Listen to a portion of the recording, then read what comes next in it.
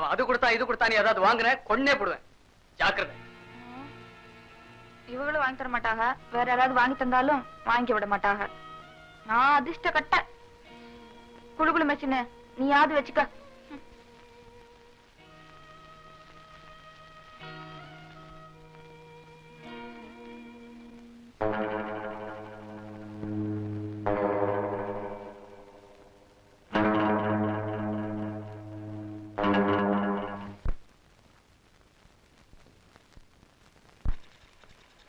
என்ன செய்யற?